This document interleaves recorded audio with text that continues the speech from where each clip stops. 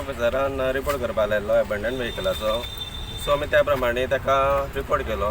तेणे आमकां ऑर्डर काडली की एबंडन व्हेकल आसा तें काडचें म्हणून. आनी आमी आयच्यान ट्रॅफीक सेल आनी आमी मेळोन मोहीम चालू केली.